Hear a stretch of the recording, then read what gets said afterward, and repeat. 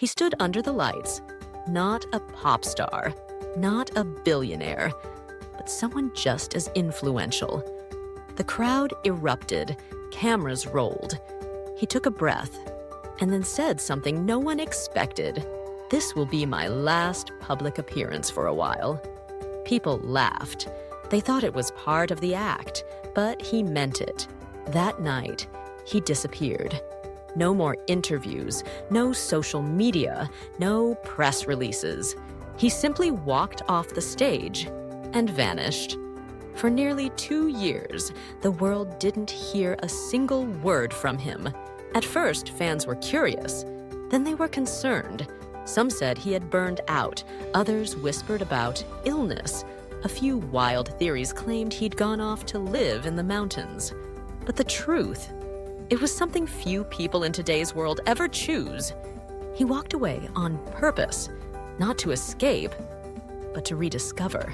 This man had spent decades in the chaos of creation, producing albums that topped charts, coaching artists through career-defining moments, helping some of the biggest names in music find their sound.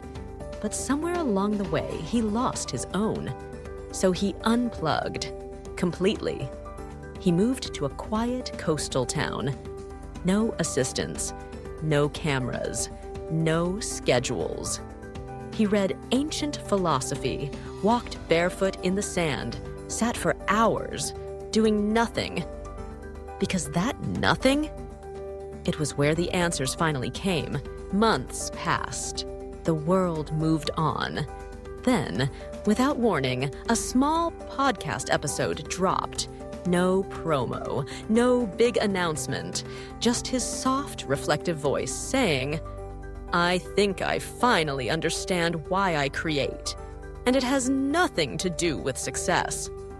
That moment hit like lightning. People shared it across industries, not just musicians, but CEOs, designers, teachers, even doctors. And soon after came the book, not a flashy biography, not a business how-to, a meditation, a quiet, powerful guide to creativity and being human. It was called The Creative Act, A Way of Being, and it changed people's lives. He wasn't teaching how to win. He was teaching how to listen, to silence, to intuition, to what's already inside us, in a world obsessed with growth and noise. He made stillness powerful again. And that's the twist. This wasn't some new age guru or productivity influencer. This man had once lived in the chaos of the music industry, producing legends like Jay-Z, Adele, Johnny Cash, Kanye, Red Hot Chili Peppers. He had no technical skills, didn't play instruments, barely used computers, but he heard what others couldn't. He was a master of taste, of truth. He could walk into a studio and strip everything down until the real magic surfaced.